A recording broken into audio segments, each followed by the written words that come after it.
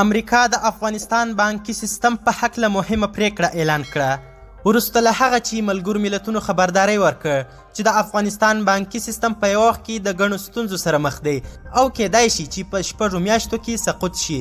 نو د امریکا د بهرنیو چارو وزارت اعلان وکړ چې په دې هکله باندې په ځینو انتخابونو غور کوي ترڅو د افغانستان بانکي سیستم له سقوط څخه وژغوري. د امریکا د بهرنیو چارو د وزارت ویان فرانس په یو بیان کې وویل چې دوی نیت لري د افغانستان بانکي سیستم ته نغدي پیسې ور پمپ کړي، خو د دې لپاره دوی په داسې لارو چارو غور کوي ترڅو چې دا پیسې په مستقیم ډول د طالبانو لاس ته ورنشي او ګټه د افغانستان بانکي سیستم ته ورسیږي. نوموړي همداراز ټینګار وکړ چې دوی د نړیوالو خیریه بنسټونو سره په خبرو بوخت دي ترڅو چې د افغانستان سره کېدونکې مرستې په داسې صورت سره خلکو ته ورسیږي چې طالبان ګټه ترې پورته نه کړي. د اوس لپاره امریکا او نور غربي هیوادونو د ملګرو ملتونو له لارې د افغانستان سره بشري مرستې ترسره کوي او په مستقیم ډول مرستې د افغانستان نوي حکومت ته نه سپاري. د بهرنیو چارو یاد ویان ټینګار وکړ چې د افغانستان د خلکو سره بشري مرستو ته دوام ورکوي.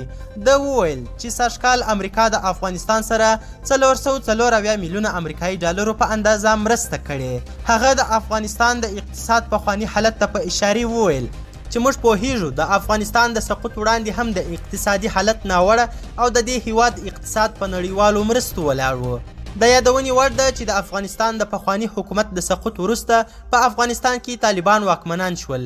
امریکا د افغانستان د مرکزی بانک 10 میلیارډ ډالر قید کړل او د افغانستان مرکزی بانک ته د ډالرو ورکړه بند شوه. ترڅنګ د پیسو نړیوال صندوق او نړیوال بانک هم د افغانستان سره خپل راکړه ورکړه بند کړه چې دې کار د افغانستان بانکي سیستم د یو خطرناک امتحان سره مخ کړ. قدرمنو لیدونکو زیاته مننه چې ویډیو مو تر اخري شیبو وکتل. زموږ چینل سبسکرایب او ویډیو شیر کړئ. تر بیا او بلې ویډیو د الله پامان.